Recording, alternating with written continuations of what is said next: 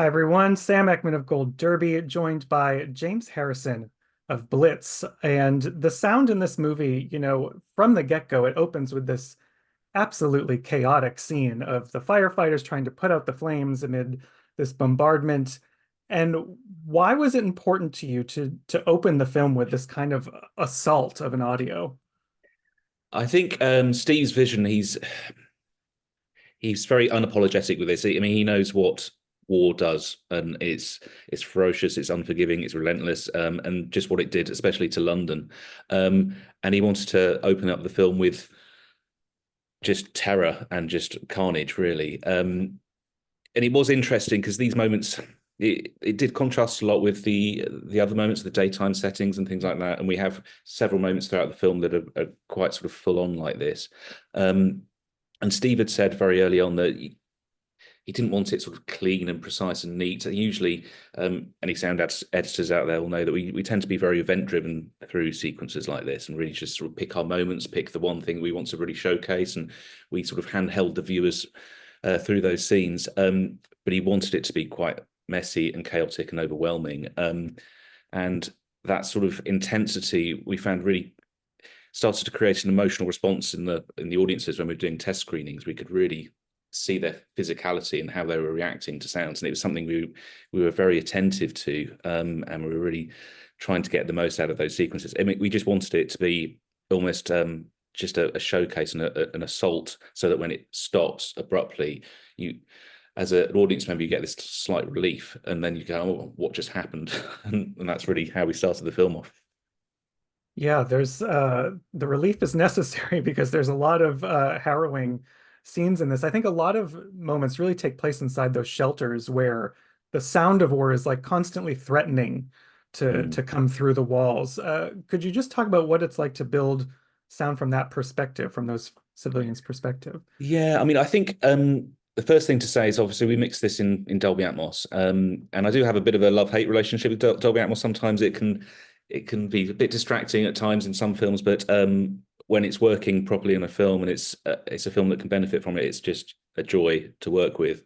And Blitz is very sort of much grounded on this level. Everything that's bad that's happening is up above you, whether it's the planes, the sirens, or when you're in the shelters, the cracking of the ceilings and the bombs. And so having Dolby Atmos, having that pinpoint accuracy and that full frequency speakers up there was really amazing. I mean, in terms of actually coming up with that sort of stuff, it just took lots of research. To try and get into the heads of first-hand accounts of what people were feeling at those times, and then lots of trial and error, and lots and lots of layers. There's lots of sounds that went into this movie. Yes, and I think mainly for Steve as well, it was just all about the feel. If it wasn't, we could have had all the right sounds, but if he wasn't getting the right feeling for those moments, then we'd have had to keep going. So he really wanted to make sure that the audience were sort of there and immersed in those spaces and were having the right emotional response. You talked about research. Did you find that for creating sound effects for things like the bombs falling, for that siren, the air raid siren, which becomes this sense of dread that we're always going to hear it, that the movie, are all those based on historical sounds, or did you have to kind of experiment to find the right thing? Both, actually, because obviously there are some period recordings from the time, newspaper, newsreel sort of footage and things like that. But obviously they're not recorded in very good quality, and they tend to have music. But it does give you a sense of some of the things that were going on. But I've actually found some of the written content was really interesting, because when people are writing about their experiences, then you go inside their heads a little bit more. And the very first thing I went back to and researched was my grandparents, actually, who lived through the war, and my grandfather was a navigator on a bomber, on a Lancaster bomber, and they wrote their memoirs before they passed away, sadly. And that was my first port of call, because it was just really interesting to hear from these two people, one fighting the war up in the air, one living the war down on the ground, and just their experiences, and just their emotional context to that. So that was a really good starting point for me, and it brought it all back a little bit for me, because it's a very personal thing, especially being based around London and things. I think we still see the effects of the war in London, so even to this day. Yeah, I think that's part of what makes the film unique because we've certainly seen films from this period of history before, but this one I think really focuses on unique perspectives that aren't always told from the war. One of them, of course, is George, the young boy, and things feel so much more intense for him, like when he's fleeing his hiding spot on the dock and the fiery plane is crashing next to him. How do you kind of treat the sound differently when it's the perspective of this young boy? Yeah, it's something. I mean, Steve, when he was shooting as well, he did use some slightly lower angle footage, and he really wanted to try and be a bit more perspectivized. So from George's perspective, a bit more. And it's something we'd spoken about with him, and it's like, should we do it and have it slightly heightened? So it's something that a 9-year-old boy experiencing for the first time just wouldn't, it would be heightened. And so we did that. We did have that in mind. We didn't go too far with that because we didn't want to have they were so interlinked. His and his mother's stories were so intertwined when we're cutting between him and his mother. And so Pete, the editor, did a fabulous job in sort of just making sure that they were always bridged together and so they sort of ran into each other. So they never really lost contact. So we didn't want to have too much of a shift between his sort of angle and his mother's. But yeah, it was definitely in the back of our minds. And at times it was something we played with. And I feel like big, scenes with lots of action and gunfire, it could just come across as just loud. So what is the kind of the key to making sure the audience really hears each individual thing that's happening in a chaotic moment? Um, Time, really, it just takes time.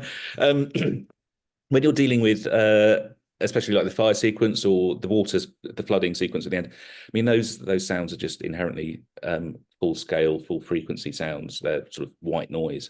So it's quite easy on the one hand to become very impressive and loud and intense. You can just push volume up, but yeah, to do that, to shape it, to have dynamics and contrast and shape and movement, and then space for some dialogues, some breaths for Hans's music to come through.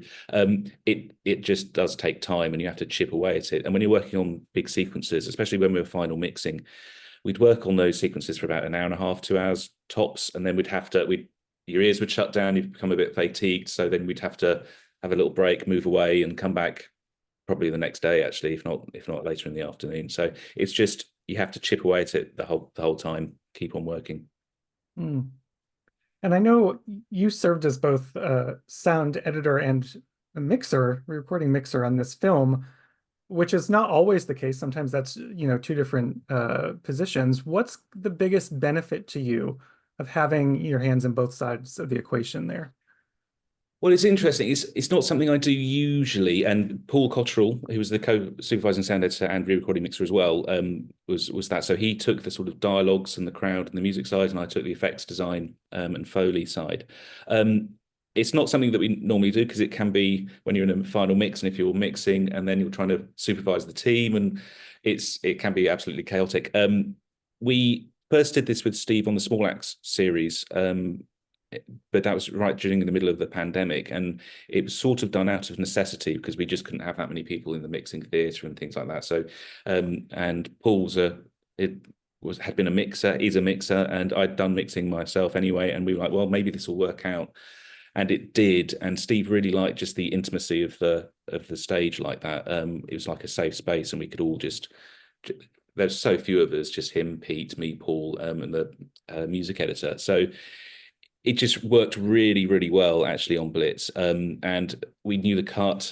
Pete had explored every avenue, so we knew it was locked pretty much in place. We knew we weren't going to get sort of 90 cuts per reel every day, so we could really hone in on mixing and really concentrating on the sound. So it just worked really well, and we'd been on it for such a long time. We'd gone through all these choices with Pete and Steve throughout the whole process. So it was just an extension of that, really, and it just all came together in the final mix.